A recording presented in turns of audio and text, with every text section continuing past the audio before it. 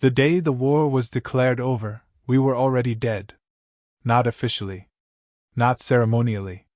There was no surrender broadcast, no white flags drifting through vacuum. But every admiral in the Soul Defense Network knew the truth the moment the Varelian Dominion siege ring finished closing around Earth. We had lost. The Dominion didn't do theatrics. No villain speeches. No demands for tribute. Just a calm, clinical transmission that appeared on every military frequency at once. Human expansion exceeds acceptable parameters. Correction is underway. Then they erased Titan. One moment it was a bright jewel of industry orbiting Saturn. The next, it was a widening cloud of incandescent debris. 3 million civilians. Environmental restructuring. Their ambassador had once called it, back when we still believed in diplomacy. On the bridge of the dreadnought Gettysburg, Admiral Corvin Hale watched the tactical display flicker red. "Report," he said quietly. "Fourth Fleet destroyed, sir," the operations officer replied. "Ninth Fleet scattered. We've lost Mars High Anchor and the Deimos yards." No one raised their voice. No one panicked. The kind of officers who made it to the bridge of a human dreadnought had already buried too many friends to waste emotion on theatrics. But the silence was heavy. The kind of silence men carry home and never quite put down. Hale folded his hands behind his back, staring at the holographic projection of the Dominion formation. Perfect lines. Perfect spacing. Hundreds of capital ships in a geometrically flawless arc around Earth. "They're not even maneuvering," someone muttered. "They don't need to," Hale said. "Our rail cannons were hammering them. Plasma lances flaring white-hot against alien shields. Nuclear torpedoes bursting like angry stars.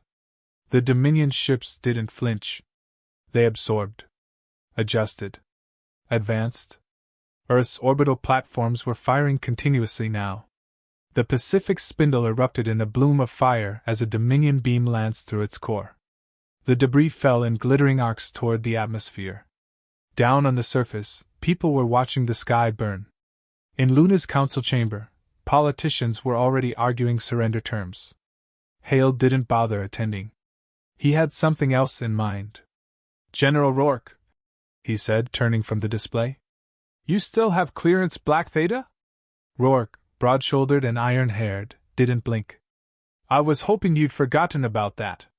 "I don't forget anything," Hale replied. "Especially not mistakes." The Procyon incident wasn't taught in schools. It wasn't discussed in official histories.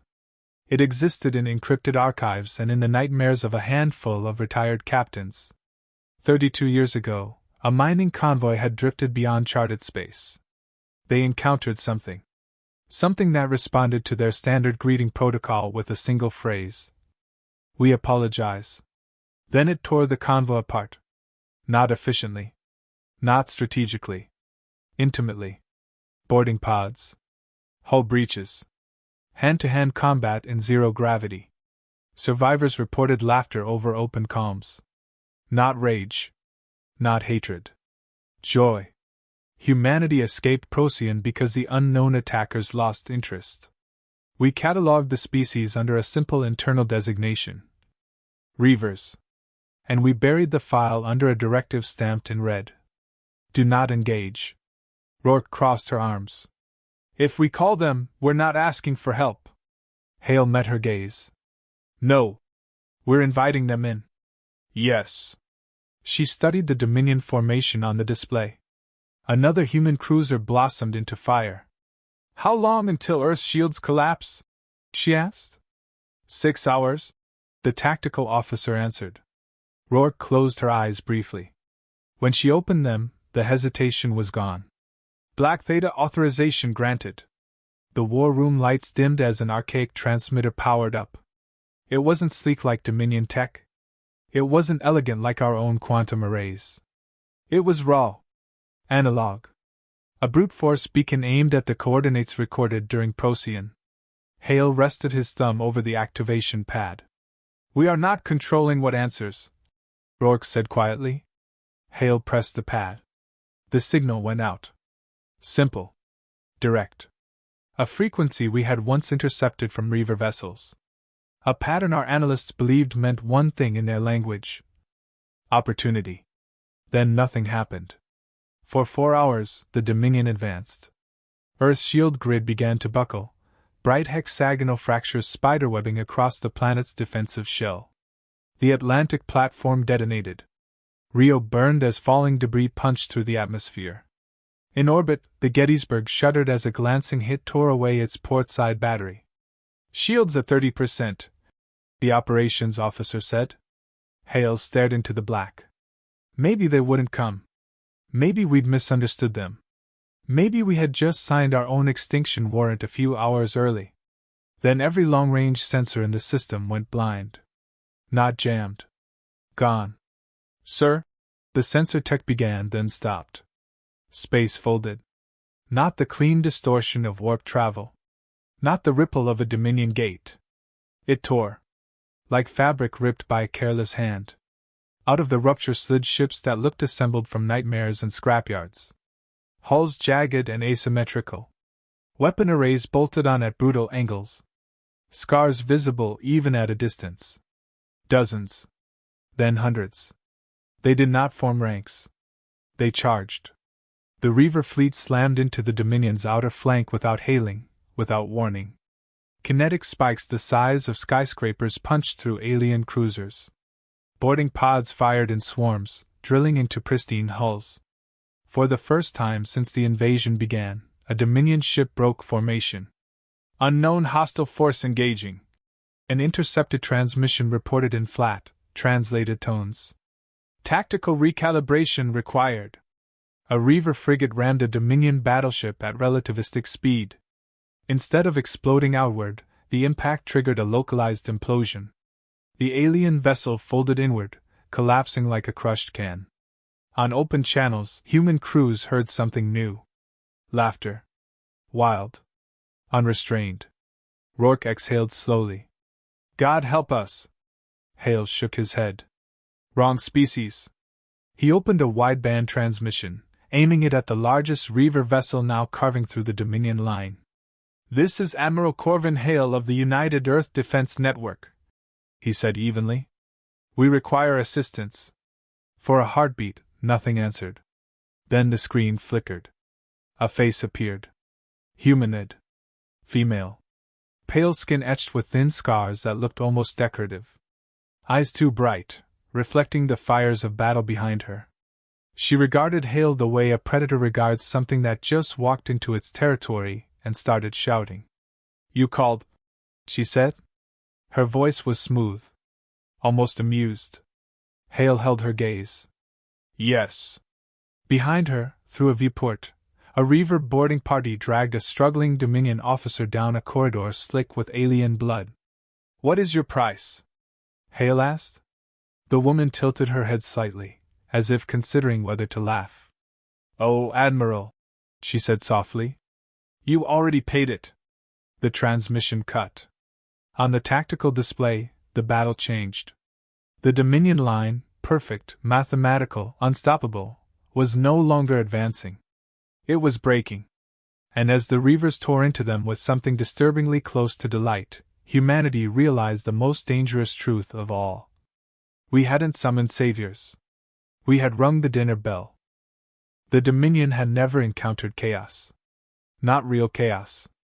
They had fought insurgencies, yes. Crushed rebellions. Assimilated species that screamed defiance, and then died predictably. Every war they'd ever waged followed a clean curve: initial resistance, strategic suppression, total compliance. They were mathematicians of extinction. The Reavers were arsonists in a fireworks factory. Within minutes of their arrival, the Dominion's flawless formation had disintegrated into violent knots of close-quarters combat. Reaver ships didn't hold distance. They closed. Grappled. Latched onto enemy hulls with magnetic harpoons and cutting torches, turning elegant void warfare into something intimate and ugly. On the Gettysburg, the tactical display no longer looked like a battle. It looked like a bar fight. Dominion vessels attempting to re-establish line integrity, the ops officer reported. They're redeploying command ships to the rear. Of course they are, General Rourke muttered. They're trying to think their way out of this. A Dominion dreadnought fired a focused stellar lance, shearing a Reaver cruiser clean in half. The broken ship tumbled, venting atmosphere and debris, and then detonated from the inside. Boarding action confirmed. Sensors called out. Reaver units breached before destruction. Hale watched in silence. He'd spent 40 years in uniform. He'd seen pirates, terrorists, rogue AIs. He'd thought humanity cornered the market on creative brutality. He'd been wrong. The Reavers weren't trying to win cleanly. They were trying to hurt. A Dominion carrier attempted to retreat toward the outer ring. 3 Reaver frigates pursued without hesitation. One was obliterated by defensive fire. The other 2 closed the distance anyway, slamming into the carrier's flanks and disgorging hundreds of boarding pods. Moments later, the carrier's engines flared wildly, then died. It drifted dark and crippled. Across intercepted Dominion channels, the tone shifted. Enemy tactics irrational. Casualty projections exceeding predictive models. Requesting strategic withdrawal. Rourke barked a humorless laugh. They're confused. They don't know how to quantify insanity. Hale finally moved. Signal all surviving fleets. Advance. Sir? The tactical officer asked. They're focused on the Reavers. We hit their supply line. Target logistics cruisers and shield relays. Make it count. Human ships surged forward again, battered remnants of fleets that should have been finished. Rail cannons fired into exposed flanks. Nuclear torpedoes slipped through shield gaps created by Reaver boarding sabotage. For the first time in the war, Dominion vessels died to human weapons in meaningful numbers. On Earth's surface, civilians watching the sky saw something they hadn't seen in days. Enemy ships exploding. Hope is a dangerous drug. It spreads fast. By hour 3 of the Reaver intervention, the Dominion siege ring had fractured entirely. Their outer elements were in full retreat, attempting to regroup beyond lunar orbit. The Reavers pursued some, ignored others. They seemed to prioritize ships that fought back hardest. Sir? Comms called out. Incoming signal from the Reaver flagship. On screen. The scarred woman reappeared, leaning casually against what looked disturbingly like a Dominion command chair. Behind her, alien corpses were stacked in a corner like discarded equipment. You fight better when you're desperate, she observed. Hale didn't rise to the bait. You've made your point. Have we? Her eyes flicked sideways, watching something off-screen. A distant scream cut short. Rourke stepped forward. Why help us? The woman smiled faintly. Help? Another Dominion cruiser ruptured in the background feed. We heard your signal, she continued. It was nostalgic. You attacked us at Procyon, Hale said evenly. Yes. You slaughtered civilians. Yes. No apology. No justification. Why answer now? He pressed. She studied him for a long moment, as if weighing whether he was worth the truth. Because the Dominion is boring, she said at last. Rourke stared. Excuse me? They conquer. Standardize. Absorb. Every system becomes identical. Predictable. Her lip curled slightly. We prefer unpredictability. You prefer slaughter, Rourke snapped. The woman's smile widened. That too. Hale felt the shape of it then. The real answer. You're not here for us, he said quietly. You're here because they would have eventually reached you. A pause. A small, approving nod. Predators recognize other predators, Admiral. The Dominion has been circling our territory for decades. We were curious which way they would turn. And we made the decision for you, Hale said. Yes. Another silence settled, less hostile now. Almost analytical. You called us because you were losing, she said. That shows intelligence. Rourke scoffed. It shows desperation. The woman's eyes sharpened. Same thing. The battle raged for another 7 hours. By the end of it, the Dominion had retreated beyond the asteroid belt, leaving behind a debris field so dense it glittered like a second Milky Way around Earth. Human casualties were catastrophic. Dominion losses were worse. Reaver losses? Impossible to calculate. Their ships didn't always transmit status. Some simply vanished mid-fight, either destroyed or disengaging without notice. As the last Dominion signatures faded into deep space, an uneasy quiet settled over the system. Earth shields flickered but held. For the first time in days, no one was shooting. On the bridge of the Gettysburg, exhausted officers slumped at their stations. Medics moved quietly between the wounded. Rourke broke the silence. "They're still here." She was right. The Reaver fleet hadn't withdrawn. They'd formed a loose, drifting perimeter beyond lunar orbit. Not blocking. Not advancing. Watching. "They could take us right now," a junior officer whispered. Hale didn't contradict him. Every surviving human ship was damaged. Ammunition reserves were depleted. Command infrastructure was in shambles. If the Reavers decided Earth was next, there would be no second signal to send. As if summoned by the thought, the Reaver flagship altered course. It began a slow, deliberate approach toward Luna. "Open channel," Hale ordered. The scarred woman appeared again. "This conversation requires proximity," she said. "That's not comforting," Rourke replied. "It isn't meant to be." The channel closed. Hale turned to his crew. "Stand down, heavy weapons," he said. A ripple of disbelief passed across the bridge. "Sir," the tactical officer began. "If they wanted to finish us, they wouldn't ask for a meeting." Hale adjusted his uniform jacket. "Prepare a shuttle." Rourke looked at him sharply. "You're not going alone." "Wasn't planning to." As they walked toward the hangar bay, Rourke's voice dropped. "You realize we just invited the most feared species in known space into our backyard?" Hale nodded. "Yes. And you think we can control this?" He paused at the airlock, listening to the distant rumble of repair crews patching hull breaches. "No," he said honestly. "But I think we can survive it."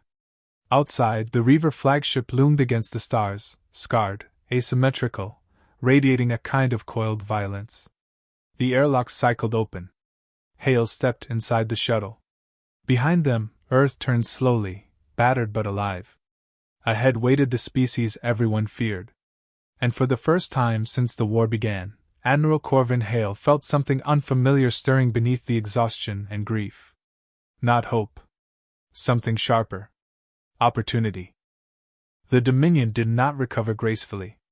They retreated, calculating, quiet, bitter, but every move betrayed their growing paranoia.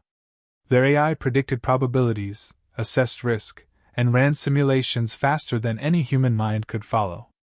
Every calculation spit out the same answer: humans are unpredictable. Reavers are worse. And they were right. Human fleets, battered and bloodied, regrouped behind Earth's repaired orbital grid. Engineers scavenged Reaver tech from derelict vessels, integrating weapon systems that didn't just punch, they tore, shredded, burned, and disappeared before the enemy could adapt. The Dominion had expected a slow, linear war. They had not expected humans to evolve mid-battle. "Sir," Rourke said, her voice tight as she studied a tactical hologram. "They're using us." Hale didn't flinch. "Yes." The Reavers were not allies. Not exactly. They did not fight for humanity. They fought because the Dominion's precision infuriated them, because slaughter was, in its own chaotic way, art. And the humans, they were learning, adapting, becoming lethal in new, structured ways that even the Reavers hadn't predicted. Task Force Revenant, a makeshift fleet cobbled together from surviving vessels and retrofitted Reaver hulls, entered Dominion space without fanfare. No broadcasts. No warnings. They jumped straight into the belly of the beast. The Dominion expected a probe. They found a hammer. Orbital strikes flattened supply nodes. Boarding parties ripped through command centers with surgical precision. Every move was a counterpoint to the chaos unleashed by the Reavers. Where Reavers thrived on fear, humans thrived on strategy. Where Reavers excelled in raw brutality, humans executed it with intelligence, timing, and lethal efficiency. From the bridge of the Gettysburg, too, Hale watched a Dominion capital ship explode. The detonation should have been a victory, but the Reavers, swirling around the wreckage, were laughing. Wild, horrid, resonant laughter that even humans couldn't mimic. Vale, the scarred woman who had answered humanity's desperate call, appeared on the calm feed again. She didn't smile this time. Her expression was evaluative. "You're adapting," she said, voice smooth but sharp. "Faster than I expected." Hale didn't bother with politeness. "We've learned from the best." Her eyes flicked toward the holographic display of the Dominion command hub burning below. "You're efficient. But you don't enjoy it." Hale's throat tightened. "No. We finish it." Vale studied him, her gaze piercing. "Good. Enjoyment is optional. Completion is not." And then she turned away, as if leaving was instinctual. The humans didn't pause. They pressed their advantage. Dominion fleets, already fractured by Reaver assaults, found themselves systematically dismantled. Boarding pods were countered with automated marines. Compromised hulls were sealed and vented. Every blow the Dominion delivered was returned threefold. In one horrifyingly elegant sequence, a Dominion dreadnought attempted to flee. 2 Reaver destroyers pursued. One was obliterated by a concentrated plasma array. The other deliberately rammed the dreadnought's flank, while human marines teleported aboard through breach points created by Reaver explosives. In less than 15 minutes, the dreadnought's bridge was overrun, its captain captured, alive but humiliated. The Dominion had predicted probabilities. They had calculated chances. They had assumed humanity would crumble once the Reavers arrived. They had assumed the Reavers would only fight for chaos. They had been wrong on both counts. And now, humanity was learning something darker. The Reavers weren't benevolent. They weren't predictable. They were assessment. They were danger. They were predators. But they were also mirrors. Humans could learn from them. Adapt. Survive. Outmaneuver. Take what was deadly and make it theirs. The final act of the day's engagement came without warning. A Dominion command world, Karth Prime, blinked into the sensor feed. Orbital defenses were active, but their logic loops were slow, bogged down by fear, indecision, and the lingering chaos the Reavers had sown. Task Force Revenant initiated a coordinated strike. From orbit, human marines and Reaver boarding squads poured down the hulls of orbital defense platforms. Shields collapsed, towers fell, and Dominion AI nodes went dark one by one. The planet's capital city erupted in flames, not from random bombardment, but precise, surgical strikes designed to incapacitate rather than kill civilians unnecessarily, a lesson learned the hard way by humanity over centuries of war. Through it all, Vale observed. She said nothing, but her presence was felt. A predator calculating, measuring, weighing. She wasn't approving humanity's actions. She was appraising them. Hale knew the Reavers didn't save anyone because they cared. They did it because the Dominion was boring. Humanity had made the war interesting. By the time the Dominion withdrew beyond the Perseus Drift, their fleets in tatters, their command systems confused, humanity stood victorious, but not unscathed. Cities burned. Fleets were shattered. Millions were dead. And yet Earth's orbit still held human colors, stubborn and bloody against the stars. Rourke finally spoke, voice low. "They're still here." "Yes," Hale said quietly. "Watching. Measuring." The Reaver fleet lingered at the edge of human space. They didn't intervene further. They didn't leave. They simply waited. Hale knew the truth. Humans had survived not because of allies, but because they had summoned the one species the galaxy feared. And that species, Vale's kind, was not merciful. They were assessment incarnate. And humanity was no longer prey. They were the hunted's heir. The galaxy would soon learn what that meant. The final assault began without ceremony. Dominion Prime burned in the distance like a dying star. Their orbital defenses were active, but fractured, misaligned, and confused. Every calculation their AI produced now carried a ghost of panic, humans and reavers together. Unpredictable. Merciless. Escalating. Task Force Revenant advanced. Human dreadnoughts surged alongside Reaver warcraft, a chaotic ballet of engineered violence. Reaver's ships darted, struck, vanished, and reappeared in ways the Dominion had no concept of predicting.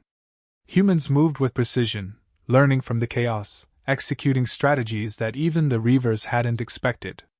On the bridge of the Gettysburg, too, Admiral Hale watched the Dominion capital world buckle under the twin assault. Targeted strikes severed power grids, Reaver boarding parties tore through command towers, human Marines executed surgical strikes with cold efficiency.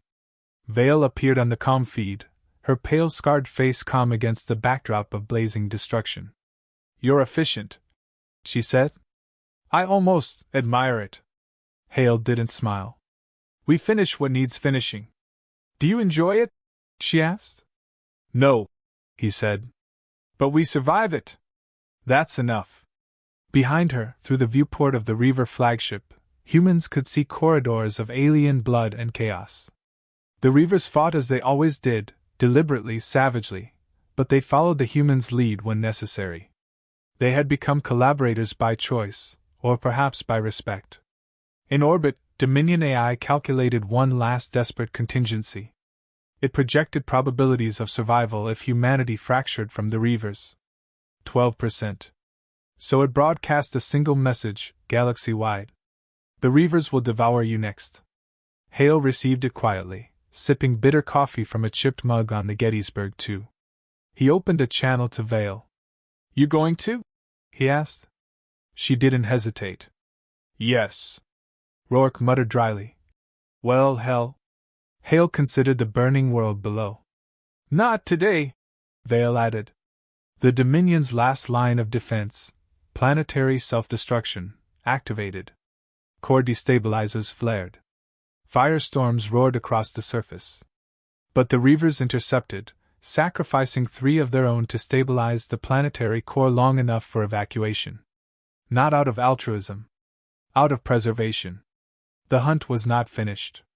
Humanity struck with finality. Dominion fleets fell like dominoes. Command structures were obliterated. Industrial cores melted under sustained bombardment. Every planet, every station, every bastion of Dominion authority was either destroyed, captured, or rendered useless. And then silence. The Reaver fleet, the original predators, turned and vanished into the dark of uncharted space.